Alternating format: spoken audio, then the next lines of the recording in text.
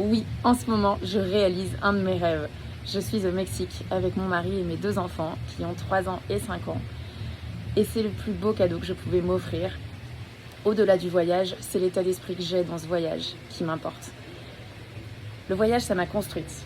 Quand j'ai eu 21 ans, j'ai eu besoin de partir loin. Je suis partie en Australie.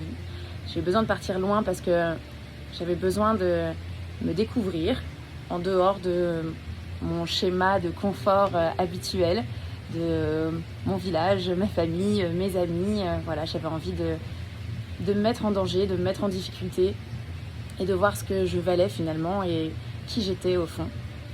Donc c'est vraiment un voyage qui m'a construite parce que c'était il y a 18 ans et c'est un voyage qui me marque encore aujourd'hui et à chaque fois que j'en parle ou que j'y repense, je revis comme si j'y étais. Donc c'est vraiment un voyage qui a été très fort pour moi.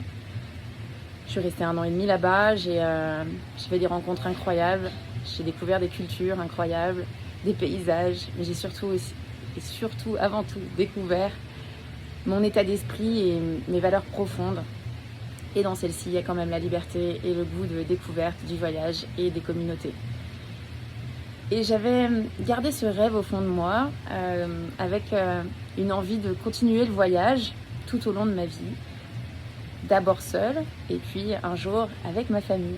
Et c'est ce que je fais en ce moment. Je suis avec mon mari et mes 2 enfants, et on découvre une partie du Mexique, et c'est un pur cadeau. Surtout qu'il y a 1 an, je sortais de ce brouillard, et je voyageais encore à ce moment-là, mais je voyageais pas du tout avec le même état d'esprit. Quand j'étais dans le brouillard, je voyageais avec des peurs, avec des appréhensions, avec du stress, avec une impression que tout allait être compliqué, la logistique, bah oui, mais si on fait ça, ouais, mais bon, les enfants, oui. Voilà, j'avais plein d'inquiétudes, je me posais plein de questions avant de partir, je me posais plein de questions quand on y était, je pensais au boulot quand on y était, j'avais énormément de pensées négatives, alors que j'étais dans des coins incroyables et j'arrivais pas à profiter de ces voyages. En fait, c'était des rêves, mais j'arrivais pas à les vivre pleinement. Donc déjà, je réalise à quel point les rêves sont importants parce que je ne rêvais plus. Et là, je rêve à nouveau et je rêve grand et je rêve beau. Et en plus, j'arrive à m'éclater.